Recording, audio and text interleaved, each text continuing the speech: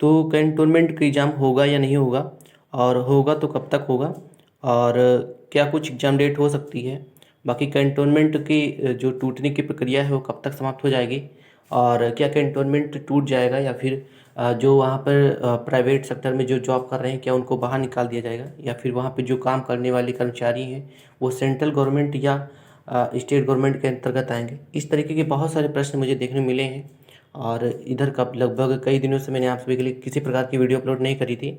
तो ये छोटी सी वीडियो है और आप सभी के जो भी क्वेश्चन थे उनके उत्तर दिए जा रहे हैं। देखिए, जितने भी कैंटोनमेंट्स हैं, चाहे वो 57-58 जितने भी कैंटोनमेंट्स हैं, सब पर बराबर नज़र बनी हुई है। ऐसा मत सोचिएगा कि आपकी कैंटोनमेंट से रिलेटेड कोई अपडेट अगर रेगुलर नहीं दिया जा रहा है तो आपकी कैंटोनमेंट पर नज़र नहीं बनी हुई है, बिल्कुल बनी हुई है। और कैंटोनमेंट से की अगर हम बात करें तो मैंने आपको पहले ही बताया कि देखिए, जो भी कैंटोनमेंट्स हैं आपके जितने भी हैं, सारे कैंटोनमेंट्स जो हैं ऐसी सूचनाएं निकल कर आ रही हैं कि आपके कैंटोनमेंट से समाप्त हो जाएंगे, उसके बाद ही आपके एग्जाम्स कराए जाएंगे। और कैंटोनमेंट की जो तोड़ने की प्रक्रिया है बहुत ही तेज़ी से हो रही है, परेशान होने की आवश्यकता नहीं है। हालांकि काफ़ी ज़्यादा समय हो चुका है, बच्चे परेशान हैं, और बहुत सारे कमेंट्स मुझे आ रहे थे कि किस प्रकार से रिफ़ंड पाया जा सकता है।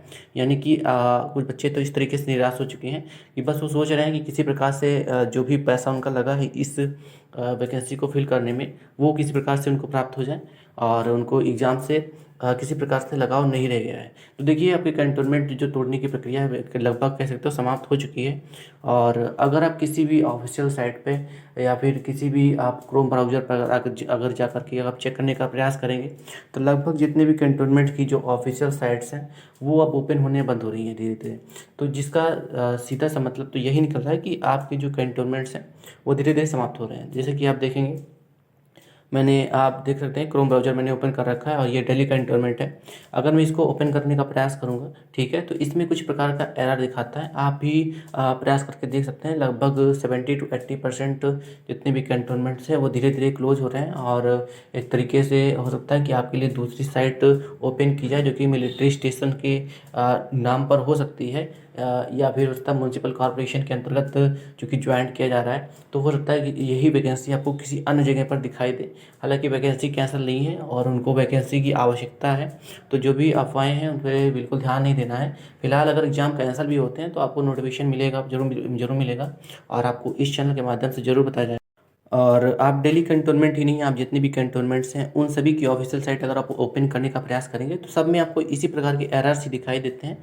ठीक है, तो एक तरीके से आपका ये सीधा सीधा संकेत है कि आपके कैंटोनमेंट्स जो हैं बिल्कुल समाप्त होने के कगार पे खड़े हुए हैं, और आपके जो भी एग्ज़ाम्स हैं वो बिल्कुल होने हैं। अब एग्ज़ाम डेट कब तक है ये बिल्कुल अभी तक बताया नहीं जा सकता है, और मैं आपको एक तरीके से गलत जानकारी भी नहीं देना चाहता हूँ, और ना ही कोई एक्सपेक्टेड डेट बताना चाहता हूँ।